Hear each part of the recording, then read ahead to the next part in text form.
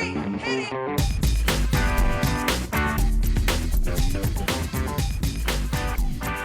Good morning, good afternoon, good evening, and welcome to today's Caffeine for the Soul.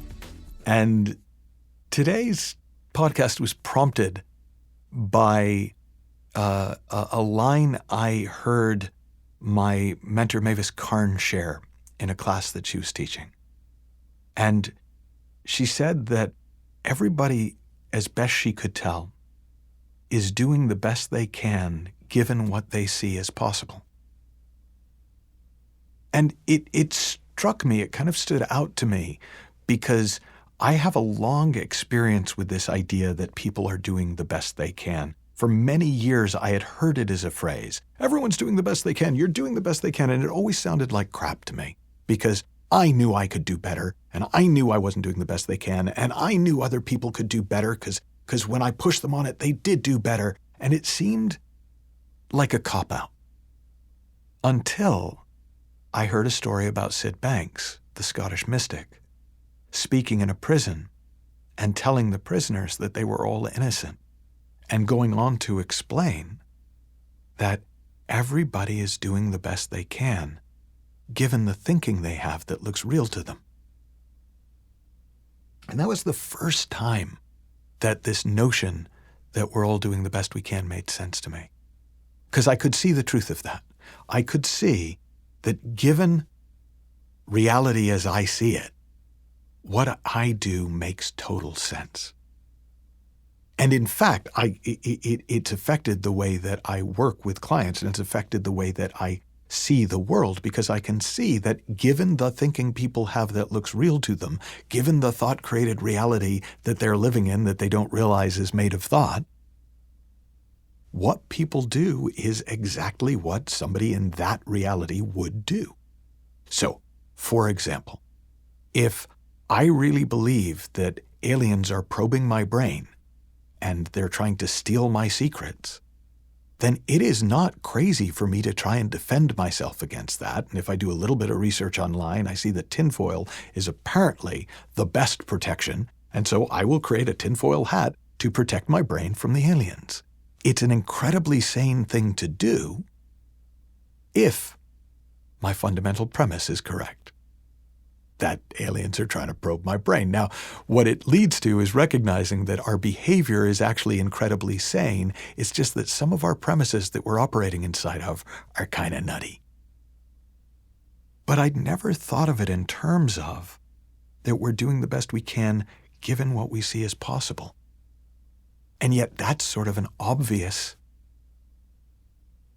corollary to doing the best we can given the thinking we have that feels real to us. If I don't see something as a possibility, it won't enter my mind. Or if it enters my mind, it will leave it again by the same door it came in. And so that opened up for me an interestingly different way of looking at it. Oh, okay, if I'm doing the best I can given what I see as possible, if I can see more possibility, I'll do better. And I immediately could see that with clients I've worked with over the years, that very often one of the things that I could do for them is I just saw possibilities they didn't see. And so I'd point out the possibility and they'd go, oh my God, that's great. And they'd go do that. They were no longer stuck. So when I first was playing with the idea that we're doing the best we can, given what we see as possible, it seemed like increasing choices would be the best way we could do better. If we see more as possible, if we're choosing off a larger menu, we're more likely to get food that we're happy with. If we see more possibility, we're more likely to take action that we feel good about and that is effective in the world. But there was a feeling to that was off for me. It felt very empowered and doer, and it's just a feeling I've learned over the years actually means I'm trying too hard. That I'm acting as if I don't have innate responsive intelligence. As if I'm not already tuned into the whole. And I remembered an Emily Dickinson poem called I Dwell in Possibility. And she said, I dwell in possibility, a fairer house than prose, more numerous of windows, superior for doors.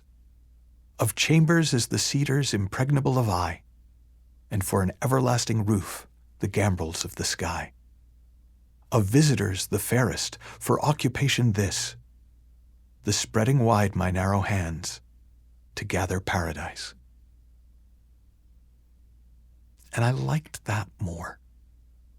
I like the feeling of dwelling in possibility.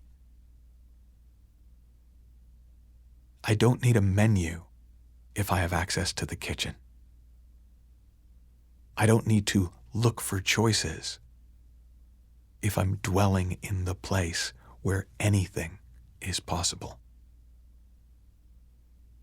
And if we're all doing the best we can, given what we see as possible, then dwelling in possibility seems to me to be our best bet for living a more wonderful and more expansive life, and for making our best better.